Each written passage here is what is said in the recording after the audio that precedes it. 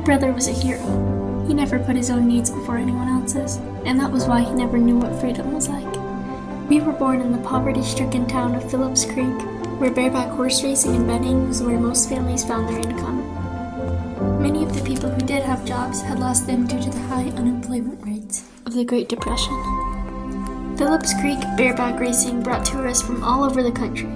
The riders raced bareback because most couldn't afford a saddle. We're scraping together our last pennies to buy this horse. Give us a winner, Emily. This colt will serve you well. He's got 4 strong legs and a bloodline you can't beat. Train him hard, run him harder, and you've got yourself a champion. All these off for Lister, aren't they? He'll do. How much do I owe you? Apache was 2 years old when they sold him. I was still a yearling, watching with fear as they hauled my brother away.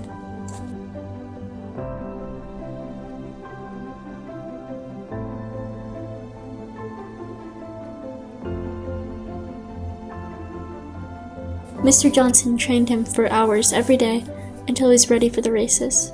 With spurs digging into each of his flanks and a whip cracking over his rump, Apache chose to never fight it. Soon enough, it was time for his first bareback race.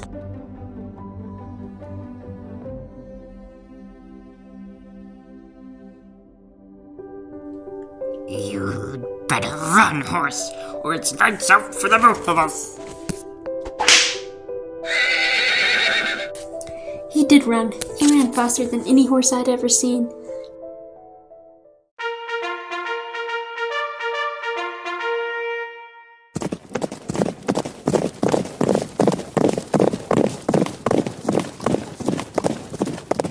And he won.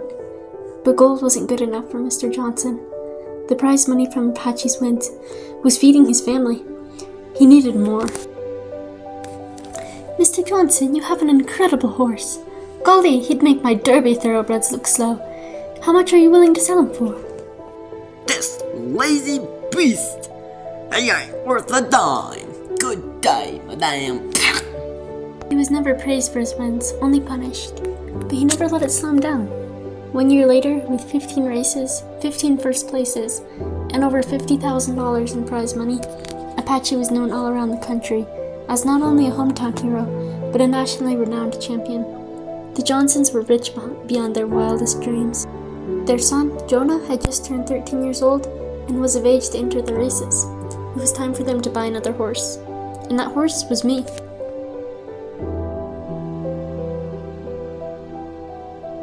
I need a horse for my boy.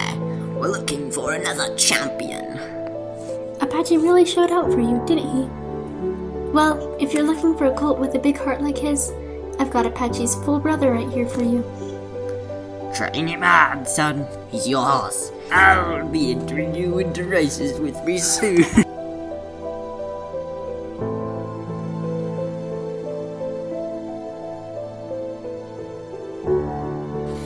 Jonah was kind to me. He treated me like a friend and never overworked me. We would gallop through the field and spend hours together. I could hardly bring myself to glance over at the other side of the pasture and see how Mr. Johnson was constantly abusing and overworking Apache. Most weeks, Apache and Mr. Johnson had 2 races. Some weeks they were entered in 3, even 4. Apache came home, not looking himself one night. Is everything alright, Apache? You've really been working hard. Yeah, I'm fine. I've got another race tomorrow. I should probably get some rest. Brother, stop trying to act like nothing's happening. Mr. Johnson is abusing you. He doesn't treat you like a champion. He'll run you to death, Apache. Champ, the Johnsons have found their fortune, haven't they? They found their fortune in you. Give yourself some credit. But nothing has changed. They have food on their table, but they still live in the shack. Jonah wears the same clothes every day. The little girl still looks skinny and tired all the time. Don't you ever wonder where all of that money is actually going? You're right, I hadn't noticed. I can't hide it from you anymore, champ. Mr. Johnson is an alcoholic. He's wasting his family's fortune.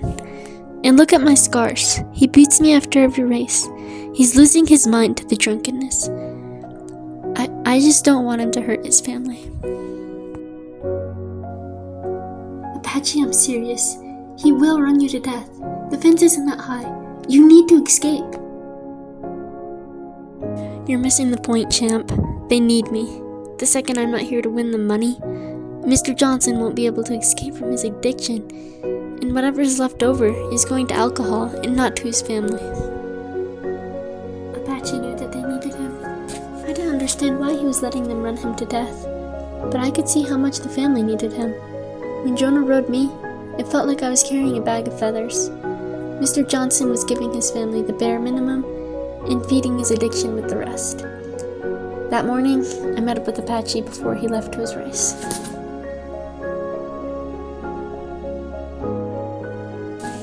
I love you, champ.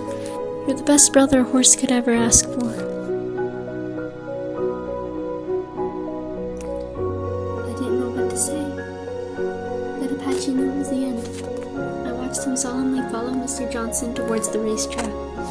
He couldn't hide his scars or the pain of countless days of galloping harder and harder and harder. But he was confident and ready to win one last race, worth $20,000, which would be enough for the Johnson family to move into a comfortable house and even buy a car.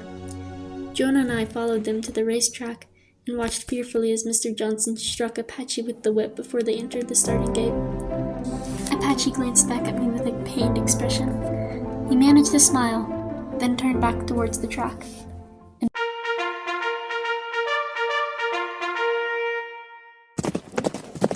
They were off.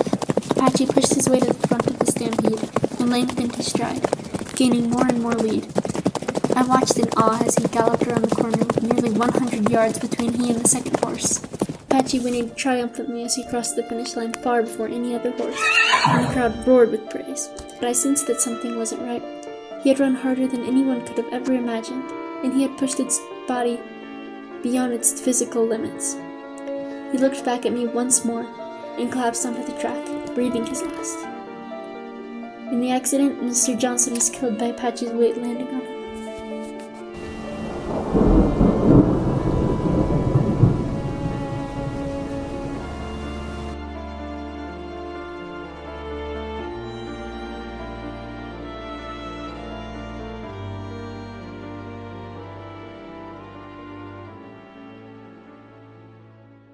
I'm the man of the house now, champ. It's up to you and I to provide for my mother and sisters. You'll help me, right, pal? I promised Jonah that I would help him. From that day on, I never lost a race. I couldn't stay in my brother's legacy. I had to build my own. And I could only do that because of him.